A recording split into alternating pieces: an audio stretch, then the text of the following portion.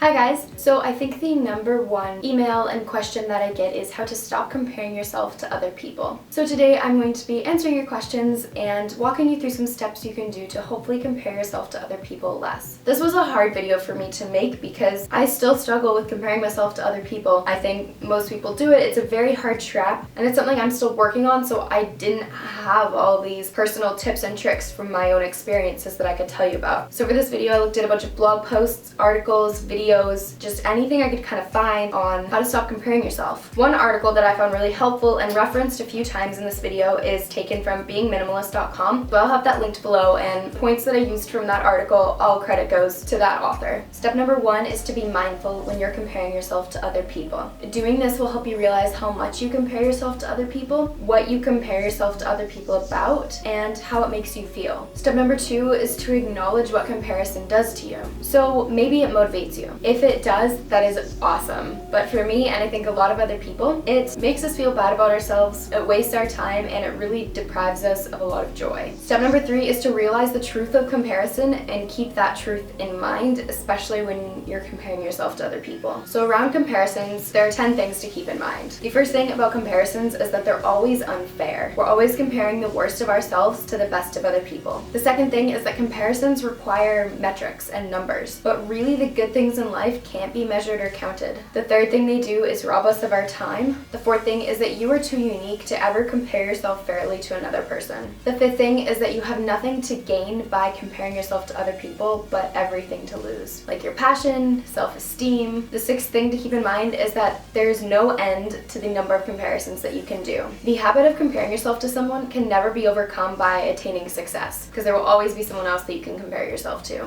The seventh thing to keep in mind is that comparison focuses on the wrong person. It focuses on someone else, but you can only control your own life. So that's where your focus should be. The eighth thing to keep in mind is that comparison often results in resentment. We resent others for having what we want, and we resent ourselves for not having it. The ninth thing is that comparisons deprive us of joy. They add no meaning or value to our lives, they only distract from it. And the 10th thing to keep in mind is that you don't know the other side. You don't know what they're thinking, you don't know the entire story. You're looking at it very one-sided, and there's always a lot going on behind the scenes that you might not be aware of. The fourth step is to humanize who you're comparing yourself to. What we tend to do a lot is we idealize people. In our heads, they will be perfect, they won't have any flaws, they will have it all made, and that really dehumanizes them and just creates that ideal of them that is not true, because no one is perfect. Take a step back and humanize the people that you're comparing yourself to. Don't put them on that pedestal. Remind yourself that no one is perfect, that there's more than meets the eye, and that everyone has their own set of challenges, and that also what people present is edited. People want to present the best version of themselves. When we compare ourselves to them, we're looking at an incomplete picture. This step isn't meant to discount any accomplishments or deny what they've accomplished or have done or have. This is just trying to look at